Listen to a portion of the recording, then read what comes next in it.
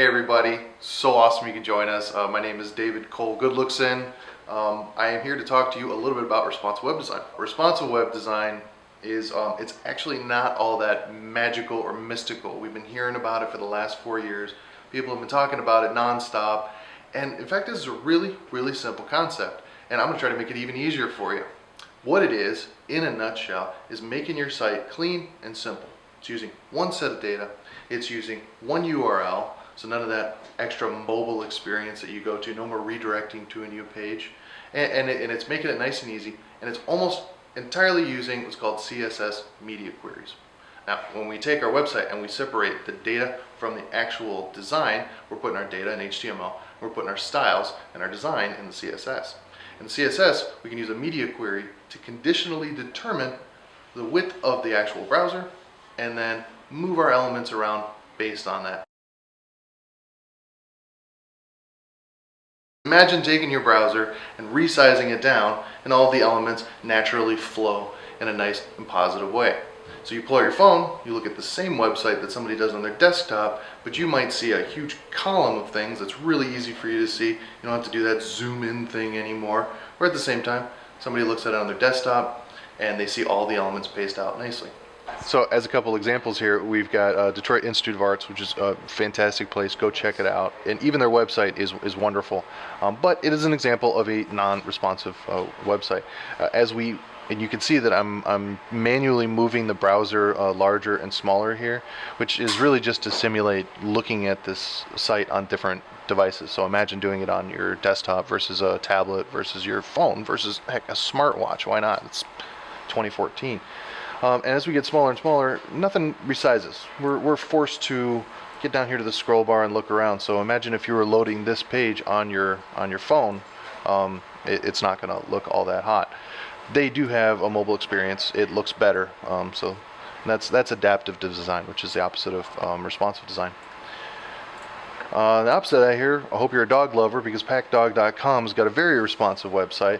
As we can see, the video itself is even fluidly resizing to go along with it. And as we move the screen, it's actually going to reposition sections, eventually linearizing all of the content. And I'm gonna make it bigger here again and come down here and find something with a little bit more column-like stuff. And we can see that it's really changing the structure of it, making it nicer and easier for us to view. So it's exactly the same website. It's exactly the same URL. It is the same content, but it's being delivered to multiple different devices. And that's your example of responsive web design. The benefits of responsive design are simpler, good coding practices that'll make your life easier. We're talking about faster website loading. We're talking about using one set of content. And development time is often cut down and slashed, because in today's day and age, we've got a huge plethora of devices coming out, and you have to design for each and every single one of them. Responsive web design nullifies that. It's making one thing for all of those.